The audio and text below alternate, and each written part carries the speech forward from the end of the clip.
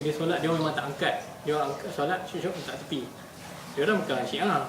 Setengah orang ingat Syiah kita kena ingat Syiah ada letak benda tu kan, Karbala kan, ataupun dia batu Karbala ataupun dia letak something lah, kertas ke apa lah. Itu Syiah kan. Tapi Ibadi dia tak macam tu. Ibadi dia letak bawah balik kan. Tapi dia tak guna benda batu-batu tu lah. Dan dia orang ni kalau dia orang datang sini, dia orang semua jamak kasar. Maknanya dia orang kasar lah, dia orang tak ada macam solat-solat macam dia tak solat Jumaat apa semua lah. Maknanya selagi 2-3 tahun pun 2-3 tahun lah. Tapi dia bukan pendapat dia orang saja, ada pendapat sahabat macam tu juga. So hanya kerana berdasarkan pendapat tu kita tak boleh nak kata dia ni sesat dan sebagainya lah. Sebab ada kadang-kadang kita punya kawan-kawan ni, kita tengok ada dah balik dah pun kan, kita tengok dia ni sesat ni macam ni padahal benda tu sebenarnya pendapat tu ada pendapat sahabat juga macam tu. Dia sesat sebab dia ibadi, bukan sebab dia solat macam tu. Kita kena tahu nak beza tu kan. Mungkin solat dia lain daripada kita, tapi dia bukan sesat sebab tu.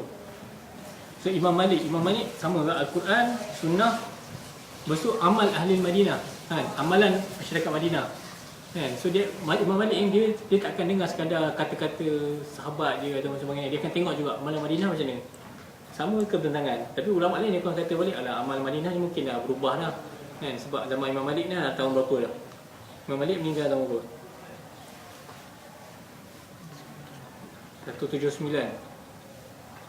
179 Hijrah. Maknanya daripada zaman Nabi tu dah macam 100 tahun lebih. Banyak benda boleh berlaku kan. So, ulama fikir banyak benda boleh berlaku ni kan. Boleh berlaku pencemaran dan sebagainya. Boleh ada unsur-unsur oleh kerana pemimpin tertentu perkenalkan something ke, boleh menyebabkan berubah. Atau masyarakat pun dah ada berubah sana sini kan. So benda yang zaman Nabi tu tak kekal. Sebab dah 100 tahun dah kan. Lama tu. Banyak benda boleh berlaku kan. Kalau kita 10 tahun tak balik Kelang, kata balik Malaysia, kita boleh rasa beza kan. Ni kan pula lepas 100 tahun macam benda dah berubah. Tidak tahu nanti apa yang nak berubah kan. So ulama lain tolak, Ahmad Ali Madinah tak jadi hujah. Tapi ada setengah-setengah ulama mazhab Hanafi, dia orang pergi jumpa Imam Malik, dia orang tanya pasal isu, tak ingat, mungkin isu gantang rasanya kan, isu berapa gantang. Sebab nanti kita akan belajar pasal dua qolah kan. Sebab dua qolah ni, isu dua qolah ni satu isu dalam mazhab lah, dan ulama tak sepakat. Banyak dua qolah ni, ada yang kata macam ni lah, macam tu lah kan. So kiraan tu akhirnya menghasilkan pelbagai hasil, boleh tukar dalam liter, convert, dia akan jadi pening kan. Ada yang kata 160 liter, 190, 200, 2 liter dan sebagainya. So ulama tak boleh nak sepakat. Sebab qolah tu sendiri dia orang nak guna gantang apa dan sebagainya, tak boleh, tak sama kan. So bila ukuran dah lain, ada yang nak guna amalan ahli Madinah, ada yang tak guna. So dia akan menyebabkan perbezaan di situ. So qaul sahabi, Imam Malik pegang juga qaul sahabi. So dia pegang al-masalih al-mursalah. Masalih al-mursalah ni maknanya maslahat yang tak disebut dalam Quran secara menyokong atau menentang. Maksudnya tak datang dalam Quran dan hadis, tak menyokong atau menentang. Maslahat yang macam tu. Contohnya apa? Contohnya kita solat ni sekarang kan, zaman dulu kalau kita ramai-ramai solat, ada muballigh. Muballigh ni tahu kan? Maksudnya kita Allahu Akbar, imam mungkin yang kat belakang tu panggil Allahu Akbar kan. Itu dia panggil muballigh. Maksudnya dia nak panggil sebab jauh kan, orang solat ramai-ramai. Zaman dulu mana ada mikrofon kan? Tapi zaman sekarang tak perlu kan, mobile dan sebagainya, kita guna mikrofon lah. Maknanya sebab maslahat mursalah ni benda maslahat yang di mana dia ada kebaikan, dan Quran dan Sunnah tak sebut benda tu sebagai keburukan atau kebaikan dan sebagainya. Dia tak sebut. Itu dia punya maslahat mursalah. So ulama kaji-kaji dia kata ni okey kan, contohnya guna mikrofon dan sebagainya, ataupun kita sampaikan di ceramah agama di TV kan, dia punya maslahat mursalah. Dan dalam ulama bahagikan maslahah ni kepada tiga. Ada maslahah muktabarah, maslahah mulghah dan sebagainya. Contohnya maslahah mulghah ni maslahah yang dicancelkan. Contohnya minum arak kan. Sebab minum arak Allah sebut dalam Quran kan, dalam bahawa fihi ma ithmun kabir wa manafi'un linnas kan. Dia ada dosa dalam tu dan dia ada manfaat kan. Walaupun dia ada manfaat, arak ni ada manfaat kan. Dia bukanlah tak ada manfaat. So kalau kita belajar ilmu perubatan pun kita akan tahu kan, dia ada macam cardioprotective effect ke apa, something like that kan. Dia ada kesan kalau minum sikit-sikit kan, macam minum wine sikit, dia ada kesan dia, ada kebaikan dia tapi Quran sebut dia ada kebaikan dia memang ada kebaikan. Contohnya dia orang putih kan, dia orang macam gaduh-gaduh dia lupa sebab dia minum arak kan. Dia tak ada macam Melayu macam simpan kan, simpan bertahun-tahun, gaduh-gaduh bertahun-tahun, masih tak benci orang yang sama bertahun-tahun kan, orang Melayu. Tapi orang putih dia orang gaduh-gaduh tumbuk apa semua, tapi boleh lupakan kan sebab minum arak. Itu satu kebaikan minum arak kan, betul tak? Tapi Al-Quran kata mulghah, maknanya itu satu maslahat yang di-cancelkan. Maknanya walaupun dia ada maslahat, tapi Quran kata sebab dia punya keburukan banyak, so tutup jalan. So dia maslahat yang tak dikira lah, bukan mursalah. So mazhab Malik, Imam Malik ni tersebar di Hijaz. Hijaz ni salah satu kawasan dekat Arab Saudi lah. Hijaz ni Mekah, Madinah kira.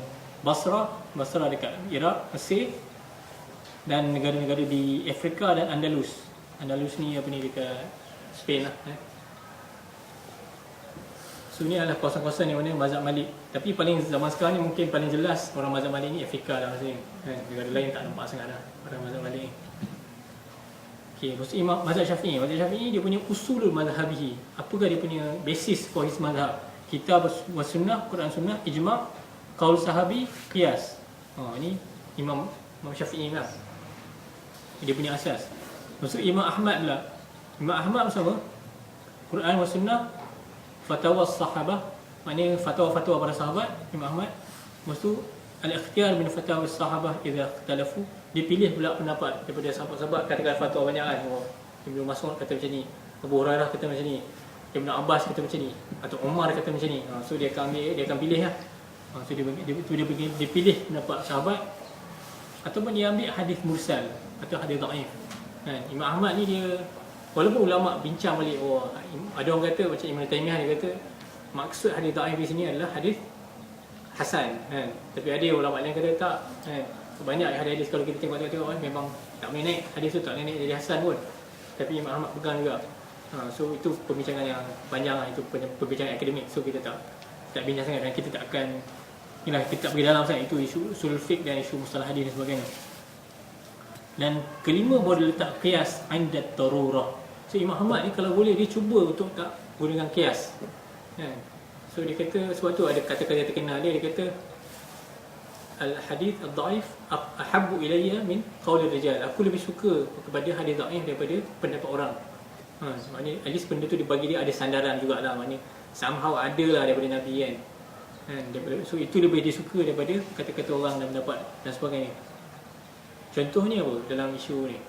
Contohnya bila kita dulu kan, ada satu hadis tu dia kata, ada hadis pasal suruh sebut bismillah sebelum wuduk. Imam Ahmad seorang kan kata wajib buat bismillah ni. Mazhab lain tak ada. Jadi Imam Ahmad pegang pada hadis tu. So bagi dia benda tu, ulama lain hadis tu mungkin hadis ni kan. Kullu amrin dhibalin la yubda'u bismillah fa huwa qabtar. Maknanya semua amalan yang tak mula dengan bismillah maka dia bisa tertolak. Ataupun dia jadi macam masalah. Imam Ahmad pegang dengan hadis ni, walaupun hadis ni ulama kata lain, ulama hadis kata dhaif, tapi dia pegang juga. So dia menyebabkan bila duduk kita tengok kalau orang Saudi semua mesti baca bismillah. Kalau kita tanya dia lah, tapi ramai juga yang tak baca sebab mungkin jahil dan sebagainya, ataupun dia dah tukar mazhab, dia dah tukar pendapat, dia dah gaji, ataupun tak tahu kan. Ramai kan yang tak tahu sebenarnya kalau kita tengok tu dan kita tanya. Sebab tak semua orang daripada negara tertentu ni memang ngaji, tak juga. Ramai yang macam suka bola je, Ronaldo je kan. Tapi di negara yang negara ramai ulama, tapi dia jenis tak ambil tahu pasal agama, ramai kat situ. So Imam Ahmad ni mazhab dia, tak sebut itu dia, mazhab Syafi'i tersebar di Iraq, Faris ni Parsi lah, maknanya di Iran dan sebagainya. Asyam maknanya Damsyik, Syria, Jordan, Lebanon, Palestin, Mesir, Yaman, Indonesia disebut, wa awasit Asia, dan di pertengahan Asia. Tak tahu sebab penulis ni dia lupa sebut Malaysia kan. Mazhab Syafi'i sebut Indonesia kan. Padahal kita nak tengok kan dari sudut Syafi'i dah kurang lah si Indon kan bandingan kita. Kita lebih Syafi'i daripada Indonesia rasanya. Indonesia dah macam-macam bodoh lah, macam-macam. Sebab dia ada kumpulan NU Nahdlatul Ulama dengan yang di Muhammadiyah. So dia punya kesyafi'iyahan dia dah agak cair dah. Kita lebih pekat sebenarnya. Mazhab Imam Ahmad tersebar dekat Najd, terutama di Arab Saudi lah, dan di Palestin, Syam dan Iraq. Dan kitab yang paling famous dalam mazhab Imam Ahmad ni adalah Al-Mughni Ibn Qudamah. So ada satu ulama daripada Ibn Qudamah ni, daripada Palestin saja. Dia karang satu kitab daripada Al-Mughni. So ini kitab paling famous lah dalam mazhab Imam Ahmad bin Hanbal. So mukadimah insya-Allah kita sambung lain kali, tapi kita masuk terus ke bab iaitu at-taharah. At-taharah ni maknanya bersuci. Dari segi bahasa orang putih sebut purification. Bukan cleanliness tau. Purification. Sebab cleanliness ni lebih kepada an-nadhafah dalam bahasa Inggeris. An-nadhafah, cleanliness. Sebab tu kalau tengok hadis dalam Sahih Muslim kan, dia sebut at-tahur syatrul iman. Maknanya kesucian adalah sebahagian daripada iman. Kan? Ada satu hadis pula yang famous tapi palsu, an-nadhafatu minal iman. Ni hadis yang terkenal dalam sekolah tu kan. Kebersihan sebagai iman. Kan? Yang sebetulnya kesucian lah. Memang betul, kebersihan memang sebagai iman. Kita boleh cakap itu. Makna tu betul, tapi tak boleh kata Nabi kata. Tak boleh kata kebersihan sebagai iman ni Nabi kata. Kita boleh kata kesucian sebagai iman, kita boleh cakap Nabi kata. Sebab itu memang ada sahih dalam hadis Imam Muslim. Dan kita akan tengok apa maksud tahur ni. Sebab itu Nabi tak kata an-nadhafah, Nabi kata tahur. Tahur ni nak cakap pasal berwuduk. Nanti kita akan tengok berwuduk atau bermandi dan sebagainya, mandi wajib. Dan bukan yang bermaksud cleanliness yang kita masukkan, yang kita faham tu lah kan, yang ramai yang faham kat sekolah dan sebagainya. Walaupun itu pun sebagai daripada Islam, tapi ada boleh hadis tu tak kena. Hadis tu tak berapa nak kena lah kalau kita nak guna untuk cakap pasal kebersihan. So okay, tadi saya nak cakap pasal fiqh. Saya cakap pasal kitab-kitab fiqh ni banyak lah kan. So antara yang famous kalau mazhab Syafi'i, saya memang recommend lah Fiqhul Manhaji ni. Baguslah kalau kita belajar dapatkan kitab kan? Sebab kita tak hafal buku kan. Macam Imam Syafi'i dia belajar, dia pergi Imam Malik, dia hafal Muwatta' tu, dia pergi mengaji. Sebab dia hafal, sebab tu dia tak bawa buku. Sebab dia dah hafal Muwatta' tu, dia jumpa Imam Syafi'i, terus Imam Syafi'i tu nak ambil jadi anak murid sebab dia dah hafal kitab tu sendiri penuh. Oleh kerana kita tak hafal, so kita cuba dapatkan buku. Either saya recommend Fiqhul Manhaji ni, dia ada terjemah oleh Pustaka Salam. Pustaka Salam ni dia punya terjemahan dia lebih kurang rasanya RM22 je. Kalau satu jilid. Sebab kebaikan beli Fiqhul Manhaji ni, kita boleh beli satu jilid, kita tak boleh beli semua satu set. Kalau yang lain tu, banyak buku lain, kena beli satu set kan? So ini sebab kita nak belajar ni dulu. Boleh lah kalau nak beli boleh order kat Malaysia ke pakar-pakar dan sebagainya. Beli Fiqhul Manhaji terjemahan oleh Pustaka Salam. Itu yang versi murah ni. Ada satu versi mahal lagi, itu terjemahan sekumpulan diketuai oleh Dr. Zulkifli Al-Bakri juga rasanya. Dr. Zulkifli Al-Bakri dia dengan sekumpulan orang ni, dia orang terjemah juga. Terbitan apa saya tak ingat dah. Itu pun okey juga, tapi lagi mahal lah. Dari segi murah, lagi murah Pustaka Salam.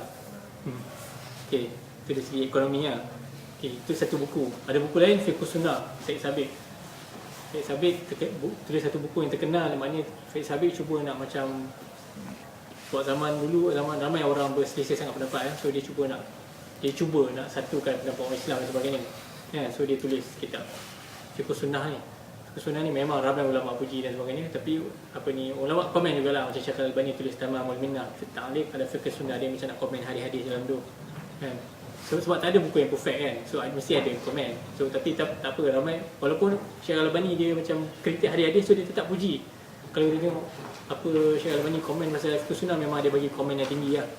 Ataupun ni pun okey juga kan, Sahih Fiqh Sunnah, tapi buku ni tak habis lagi. Penulisnya pun tak habis tulis lagi kan. Kalau kita tengok buku ni tak habis, dia panggil Sahih Fiqh Sunnah. Ni pun satu option juga lah. Tapi ada orang kritik lah, orang kata kalau kita baca buku macam ni, nanti kita akan fanatik Syekh Albani, Ibn Baz, Syekh Utsaimin. Ada juga pendapat macam tu. Sebab orang kata kalau bandingkan kita taklid Syekh Albani, baiklah kita taklid Imam Syafi'i kan. Itu satu pendapat kan. Saya cuma bentangkan pendapat, kau nak pilih apa pernah pulang. So ada satu lagi buku adalah Al-Fiqhul Islami wa Adillatuhu. Al-Fiqhul Islami wa Adillatuhu, karangan Syekh Wahbah Az-Zuhaili daripada Syria. Karangan buku tu, buku tersebut ni pun free kalau korang pandai bahasa Arab sebenarnya. Ada kat internet. Free. Tapi kalau nak baca bahasa Melayu yang kena beli. Kan? Baca Fiqhul Islami wa Adillatuhu Syekh Wahbah Az-Zuhaili tu, dia terjemah oleh Dewan Bahasa dan Pustaka Fiqh dan Perang Islam, RM100 setiap jilid. Jadi macam lebih kurang 10 jilid kot. So 1000 lah kalau kau nak beli satu semua. Dan tak boleh beli satu, kena beli satu jilid, kena semua rasanya. So itu satu keburukan nak beli buku tu. Tapi buku tu sangat mantap lah. Jadi bagus lah, kita ada masalah apa-apa je kita rujuk lah maknanya kan. Selain daripada kita belajar dengan guru dan sebagainya, dia menambah kita punya ilmu. Buku lain masalah semua boleh download ke internet. Itu Al-Fiqhul Islami wa Adillatuhu. Kitab lain Nailul Awtar Asy-Syaukani. Imam Asy-Syaukani seorang tokoh daripada Yaman lah. Syaukani rasanya daripada Yaman kan. Syekh Imam Asy-Syaukani dia hidup lebih kurang tahun 1200 Hijrah rasanya kot.